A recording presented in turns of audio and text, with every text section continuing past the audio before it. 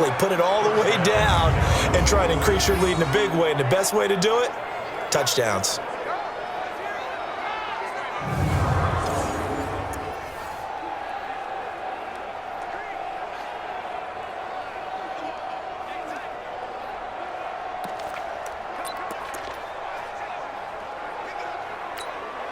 Well, we had a number of good games in the afternoon sessions, but this Sunday nighter might top them all. So we come up here on 1st and 10.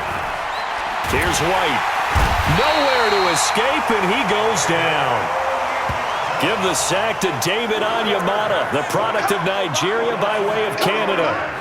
Great job defensively. I think he was trying to go through his progressions, find someone to get rid of the football. Before he knew it, he was on his back. So that just brings us right back to what you said in the beginning. A great job defensively. Nowhere to go with the football. That led to the sack. 2nd and 14 as they've got work to do here after the sack. Now White. And that's going to be incomplete.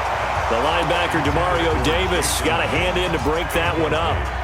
When I watched that play, I thought about what my coaches had told me in the past. The biggest teaching point, get your head around. Locate the football so you can make a play on it while it's in the air.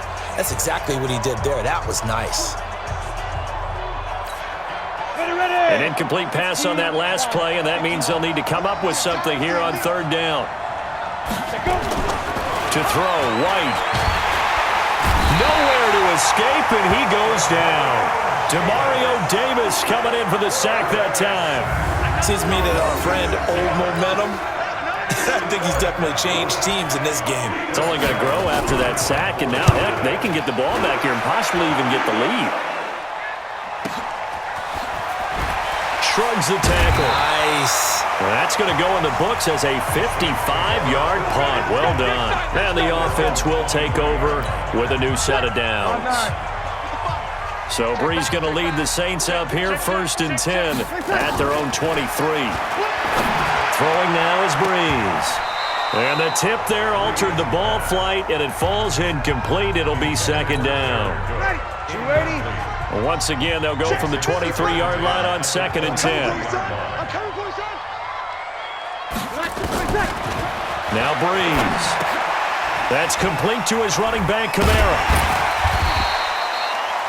It'll be a gain of 6, and all of a sudden here, it's 3rd down.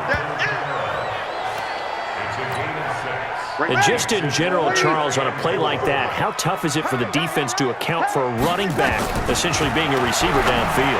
It's very difficult, especially if the running back has skills like a receiver, and you're aware of that before the game even begins. So throughout your practice sessions, you're going to want to be aware of him. Where is he lining up? What can he do? What kind of damage can he do to us downfield? And who can match up with him? Nowhere to escape, and he goes down. DeMarcus Lawrence racking up sack number 12 for him on the year. Pass protection has been a problem all night long as they come up facing 2nd and a bundle. Breeze now. Now they go screen. It's complete. They get 11 back on that one. It leads to 3rd down. And on 3rd down, the Cowboys bringing an extra defensive back. Shotgun now for Breeze. And that is incomplete. You can tell they were hoping for a flag there offensively. Several on the sideline motioning, hey, why not a penalty? Why not a penalty? What did you see? Yeah, I think you've got to let them play, and the officials are instructed. If there's contact coming from both sides, no flag. Let them fight it out. And forces 4th down. Let's go, boys. Bring it up. About set for this next drive by the Cowboys offense. And a tight game after punting last time. Let's see if they can get something going on this drive. As they head to the field now, with a game this close, you've got to feel there's a sense of urgency for them going on offense right now. But they have to do it without letting panic creep in and affect their play.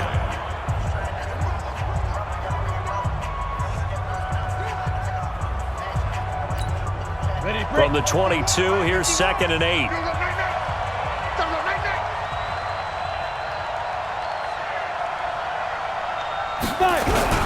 Going to run again here with Pollard. And he's brought down, getting this one up to about the 35. 13 yards and a first down, Cowboys. He's still rumbling, isn't he? Still looking fresh in this one despite the heavy workload. But you and I both know, well-conditioned, and he did tell us that he thrives on being at his peak late in ball games.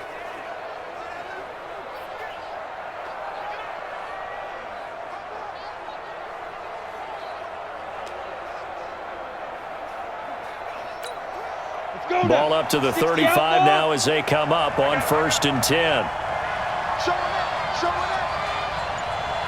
Look at me. Go. Shoot. Now White. This to Jarwin. Just a yard on the catch there. It'll be 2nd and 9. Well, they were unable to make anything really big out of that, but it's not a bad idea to find your tight end and give him an easy completion and keep moving things forward. Almost as bread and butter as a good running back dive play.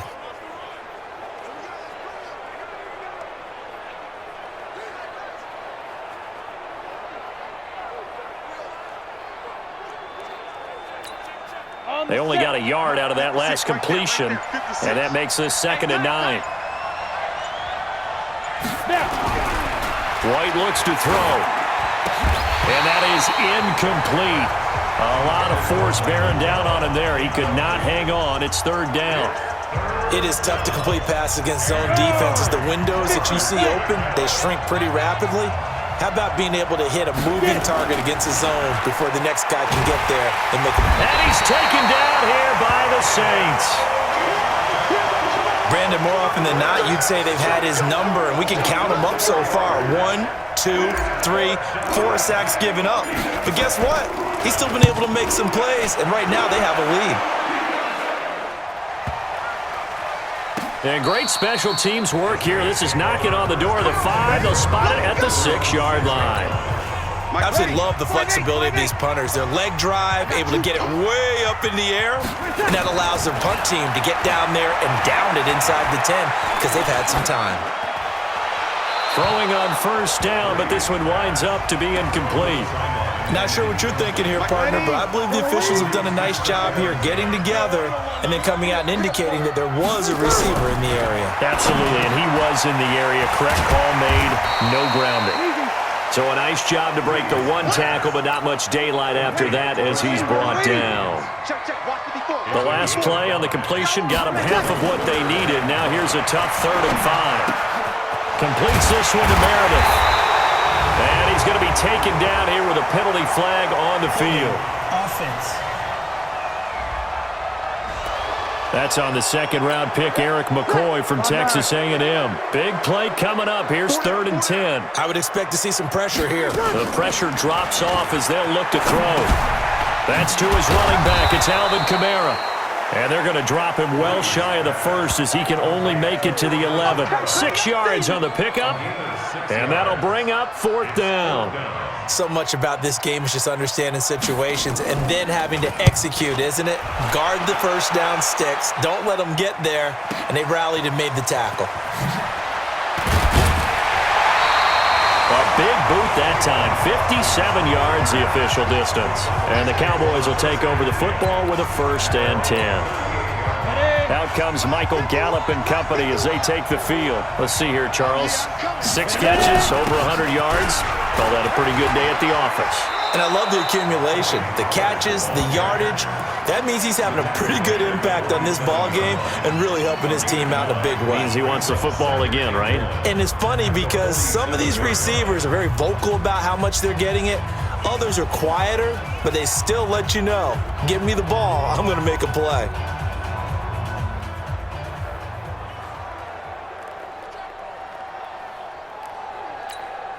Clock continuing to run. They'll probably wind this all the way before snapping it on 2nd down. Come on. White. He's going to find Gallup here complete. And he'll be taken down at the 44-yard line. 9 yards to pick up there, and it's a 1st down. And he's certainly been a huge factor in this one. He's got the 2 touchdowns to his credit. Now they look to him again. He picks up the first. Yeah, I can hear everyone saying, well, why don't you cover him? Double him, triple him, do what you have to do. But sometimes they get locked into such a groove and such a connection, it doesn't matter how many guys are in his area. He certainly looks to be in that groove right now. On first down, Pollard. And he's going to get stopped up quickly. Give him a yard down to the 43.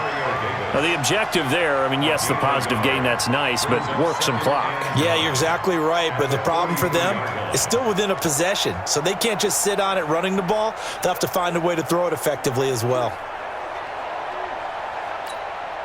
The run only got a yard. Here's 2nd and 9.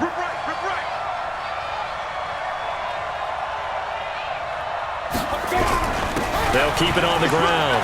Pollard. And they're able to get this one past the 30 to the 25-yard line. Give them 18 on that one, and it's a Dallas first down.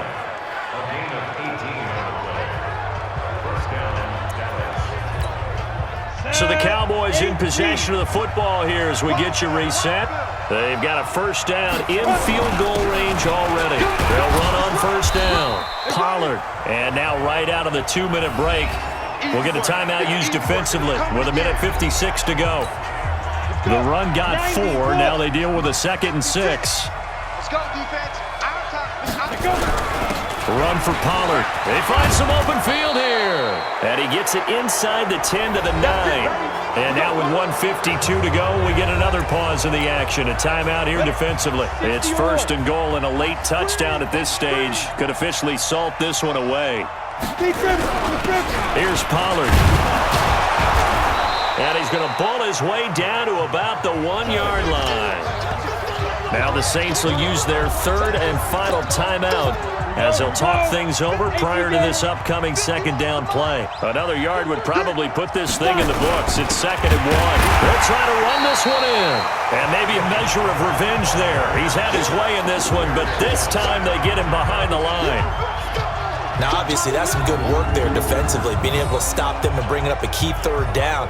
But if you're on the offensive side of the ball, there's an opportunity, because I know what defensive guys are thinking right now. Just stop them, get to the ball. That means they might not be sound defensively. There could be some opportunities. And you said key 3rd down. Highlight that word, put it in bold. Here we go.